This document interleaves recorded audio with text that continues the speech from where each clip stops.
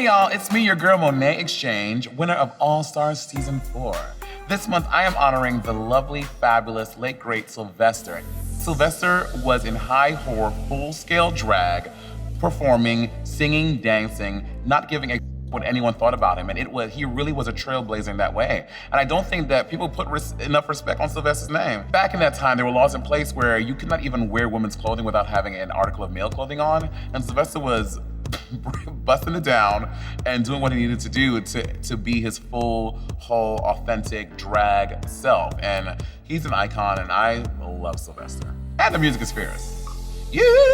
I absolutely feel a personal connection to Sylvester. First of all, disco is my favorite era of music. Like, girl, just like living, girl, just doing all the things and just like turning the party. And I think that Sylvester, when I listen to Sylvester music and when I see old videos of Sylvester, I watch some music videos online, I'm just like thinking like, oh my God, how thrilling it must be to access that authenticity at such a time where it was so taboo and no one else was doing it. There are so many of our queer ancestors who were alive in that time who Sylvester emboldened them. And perhaps if Sylvester wasn't around and doing the things that he was doing, maybe RuPaul would have never been inspired. And if that didn't happen, then maybe Drag Race would never happen. And then if Drag Race didn't happen, then who knows what that would mean for all of us today. So I think that Sylvester's authenticity speaks to a generation, and it definitely emboldened people to want to live authentically.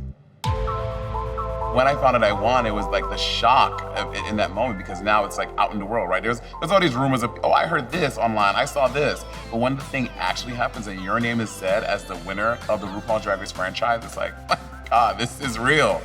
Thinking back to All Stars 4, when I tied with Trinity, there's so many feelings and so many emotions, and I kind of shadowed being the first chocolate All-Star. Like I like kind of put that on the back burner to think about all of the other things. And you know, to me, that's probably one of my biggest triumphs in Drag Race, that I am the first chocolate all-star in the Hall of Fame, followed by Shea Coulee. Oh, yes! And I'm also the first bitch to win Miss Congeniality and win a crown. So I mean, girl, she's legendary, she's iconic, she's the moment. When you walk in queer neighborhoods and you go to queer spaces, there's this reverence that people have for you because you won the show. Their friends and family can have their own opinions, but that reverence of you being a winner of RuPaul's Drag Race is still there. Again, this is one of the biggest queer shows in history. There is no reality competition show that I can think of that has given voice and told so many queer stories, but especially queer people of color.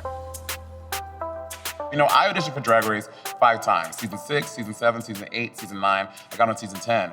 And every year I was always like, why didn't I get on? Like, why? Like, what's wrong with me? I'm like, I'm the best of the best. I'm doing what I'm doing. But I do this thing on my YouTube channel where I watch old audition tapes, and I realized I was not being myself at all.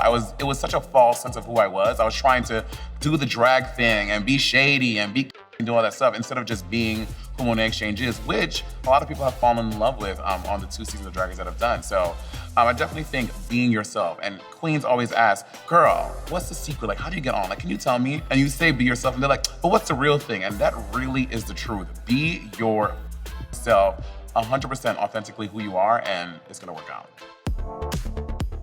I'm making history with my music. You know, I love music, and recently, I put out my first reggae single, and I grew up in the Caribbean, and reggae was such a rich part of our culture. And when I grew up, I realized it's very homophobic.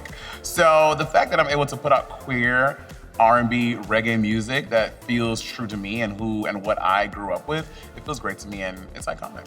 I'm very hopeful for what's to come. Queens are the Emmys, they're the Oscars, they're going to the Grammys. Queens everywhere, to quote a RuPaul song. So I think that sky's is the limit for drag, and there is nothing that a queen can't do that one of y'all regular people are doing.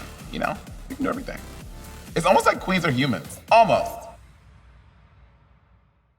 Do you want everything RuPaul's Drag Race at your fingertips? Then head over to YouTube now and subscribe to the RuPaul's Drag Race channel, and you will get all the episodes of everything you ever want, including brand new episodes of What You Packin'. Hi.